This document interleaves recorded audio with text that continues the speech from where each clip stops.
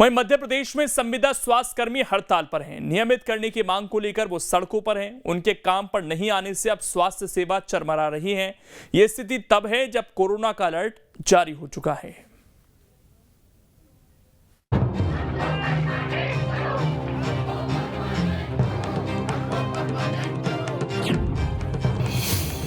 संविदा स्वास्थ्य कर्मियों की हड़ताल।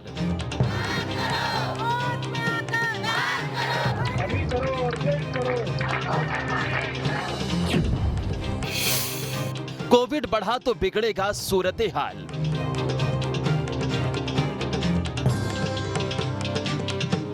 कोई आधी रोटी पकाकर अपना विरोध जता रहा है, तो कोई भैंस के आगे बीन बजाकर अपना रोष दिखा रहा है। मध्य प्रदेश के अलग अलग जिलों में इस तरह के अनोखे प्रदर्शन की तस्वीरें सरेआम हो रही हैं। महिला स्वास्थ्य कर्मी सड़कों पर आधी रोटी बनाकर अपनी हालत को बयां कर रही हैं।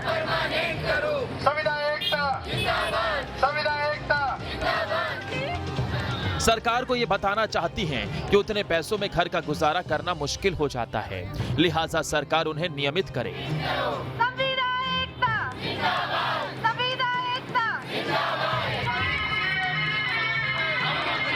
तो दूसरी ओर भैंस पर पोस्टर लगाकर सरकार से आवाज सुनने की गुहार लगाई जा रही है। खास बात यह है कि स्वास्थ्य कर्मियों के प्रदर्शन की तस्वीरों से सरकार का ध्यान खींचे या ना खींचे, उन्हें देखने के लिए लोगों की भीड़ जरूर जमा हो रही है।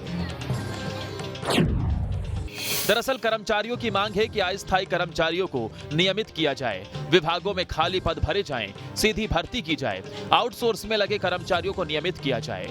ये वो बड़ी मांग है जिसके लिए संविदा स्वास्थ्य कर्मचारी हड़ताल पर हैं। सरकार से हम 2 सूत्री मांगों को लेकर अनिश्चितकालीन हड़ताल पर बैठे हुए हैं। पहली मांग है कि संविदा साथियों को नियमित किया जाए, और दूसरे जो ठेका प्रथा में हमारे आउटसोर्स में कर्मचारी डाल दिए गए हैं उनको पुनः राष्ट्रीय स्वास्थ्य मिशन में वापस लिया जाए।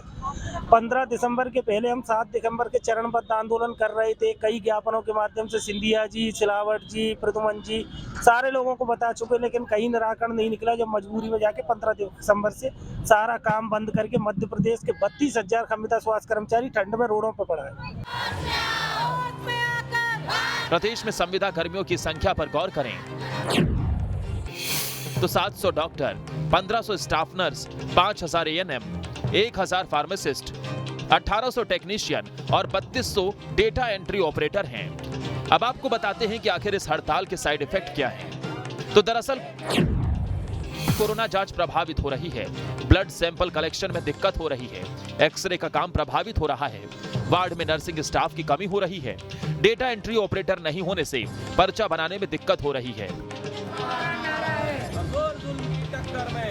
हालांकि सरकार ये दावा कर रही है कि संविदा स्वास्थ्य कर्मचारियों की हड़ताल से अस्पतालों में सब कुछ ठीक ठाक है, लेकिन जमीनी सच्चाई ये है कि अस्पतालों में मरीजों को अब दिक्कत होने लगी है। बावजूद इसके हड़ताल खत्म करने पर ठोस पहल की कमी दिख रही है। देखिए, जब तक मध्य प्रदेश में विजन की अपेक्षा टेलीविजन की सरकार रहेगी, घोषणावीर मुख्यमंत्री रहेंगे, और धरातल पर जो बीज समस्या है बेरोजगारी की या रोजगार से लेके जिस प्रकार से संविदा कर्मियों ने, जो स्वास्थ्य संविदा कर्मियों ने हड़ताल की है, उनकी मांग क्या है? उनकी छोटी सी मांग है, और जो मांग पूर्व में सैद्धांतिक रूप से मान ली गई थी कि जो रेगुलर कर्मचारी है उनकी तुलना में 90% का उनको भुगतान किया जाए और नियमितीकरण किया जाए।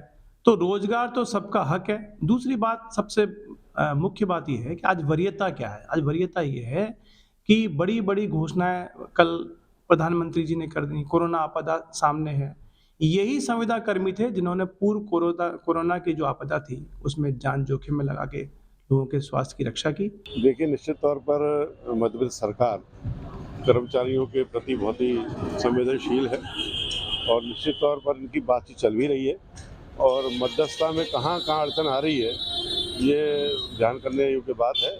और जैसा कि ऐसा लगता है कि आगे ऐसा ना हो कि कोरोना का दोबारा से हो, तो स्वास्थ्य कर्मी की आवश्यकता तो रहेगी।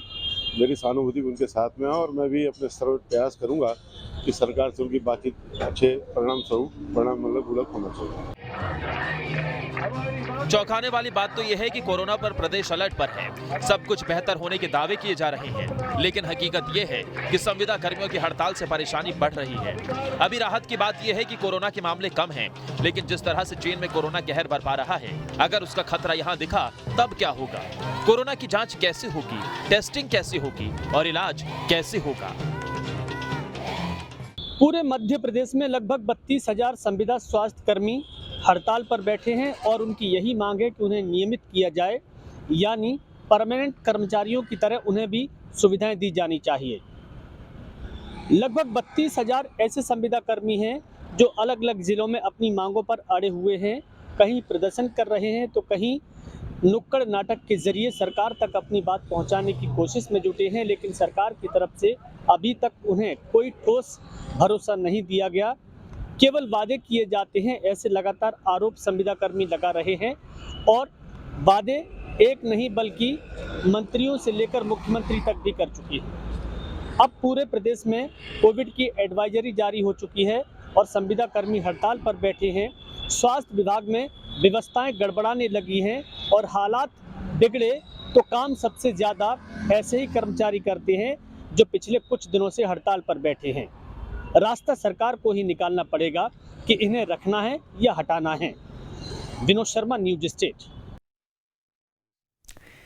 अब इसमें खबर तो यह है कि अलग अलग विभागों में 72,000 संविदा कर्मी हैं। चुनाव में कर्मचारियों का बड़ा रोल होता है। अगर कर्मचारी एकजुट हुए तो बीजेपी को नुकसान भी हो सकता है, इसीलिए इनकी मांगों पर फिलहाल ये भी नहीं कहा जा रहा है कि हम इनकी मांगों को मानेंगे नहीं, लेकिन समय कितना लगेगा, क्योंकि ये मामला आज का नहीं है, सालों बीत चुके हैं, लेकिन अब तक कोई कार्रवाई होती हुई इस पर नजर नहीं आ रही।